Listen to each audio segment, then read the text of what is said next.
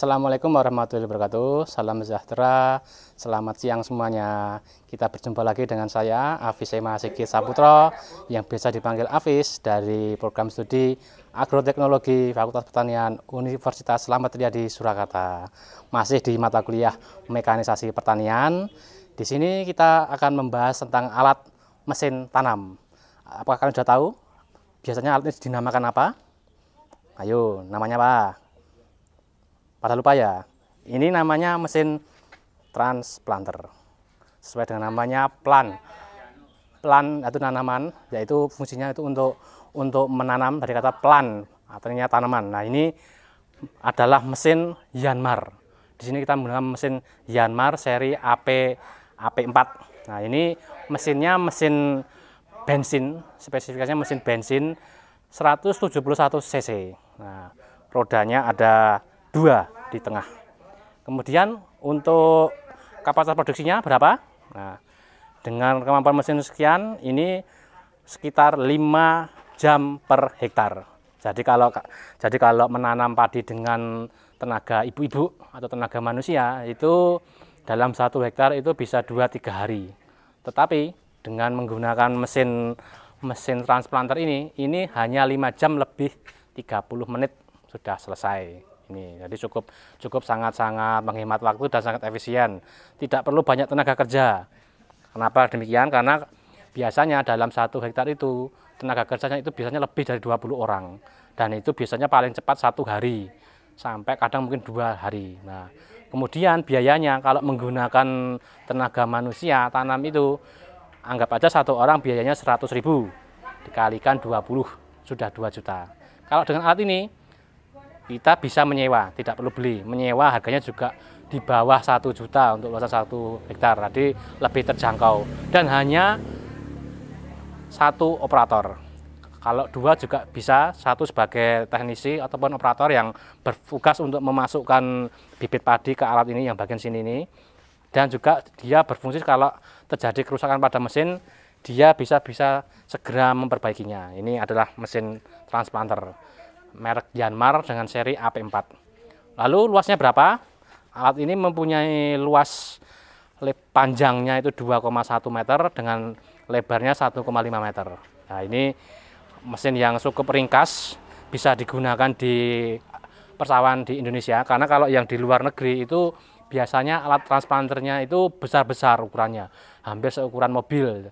Kemudian ada sisi kelemahannya, kalau alatnya besar itu tidak sesuai dengan luas area sawah di Indonesia yang umumnya itu kecil-kecil. Karena kita tahu di Indonesia atau yang di Pulau Jawa itu kepemilikan lahannya kecil-kecil, banyak petak-petak kecil. Nah, dengan alat yang besar itu sangat merepotkan, apalagi ketika lahan kita ada di lokasinya di tengah. Nah, itu pasti kita akan menerjang sawah milik tetangga yang pastinya bisa merusak dan mengganggu.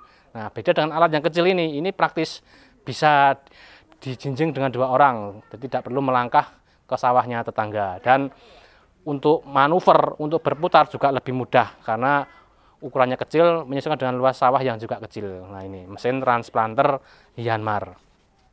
Nih. Kemudian untuk pengoperasiannya ada di sisi sini semua, ada di belakang kemudinya seperti biasa. Jadi ini untuk menghidupkan itu kita harus menggunakan mesin engkol. Engkolnya ada di sini. Nah, ini harus kita tarik dulu. Karena ini tidak menggunakan aki, jadi dia harus ditarik seperti kita akan menghidupkan mesin pompa air yang model diesel. Nah, kemudian untuk persnelingnya ada di sini. Ini persneling ini. Ini persneling, ada keterangannya di sini di bawah itu. Jadi kalau mundur itu ditarik ke kiri. Kemudian untuk menanam itu digeser ke kanan. Kemudian untuk berpindah jalur itu yang paling kanan digeser. Jadi modenya hanya geser kanan kiri gitu aja. Nah, kemudian untuk mematikan pergerakan itu ada di sini. Ini ada koplingnya di sini di sebelah kiri, kopling untuk jalan.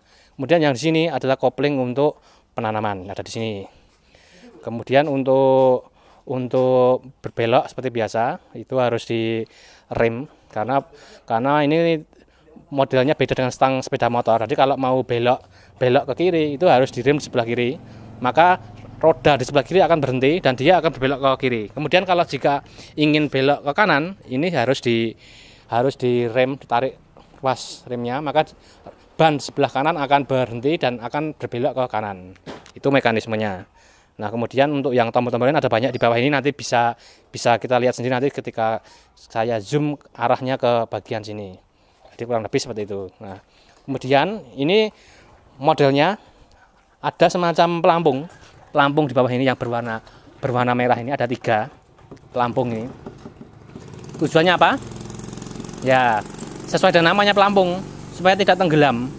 Karena transplanter itu kan areanya di sawah identik dengan tanah yang berlumpur becek, itu kan dia memerlukan pelampung supaya tidak tenggelam, karena jika hanya langsung diberi roda berjalan tanpa ada penyimbang kanan kiri dan di tengah, itu pasti dia akan ambles, tenggelam. Nah, makanya diperlukan pelampung untuk menyeimbangkan dan supaya dapat mengapung di area yang berlumpur tadi, yang sawah tadi. Makanya ini diberi pelampung di sebelah kanan kiri dan di tengah. Nih.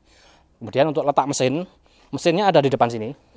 Ini mesinnya di sini, mesin bensin 171 cc dengan tenaga yang tidak terlalu besar, mungkin hanya sekitar 8 horsepower, karena memang bukan untuk balapan, beda dengan kendaraan di jalan raya.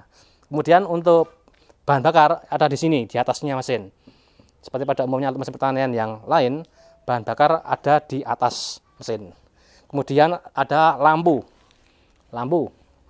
ini fungsinya untuk menerangi ketika kita di sawah dalam kondisi mendung ataupun sore hari. Nah, ini bisa cukup membantu supaya sorot cahaya bisa menyerot tepat ke penanaman.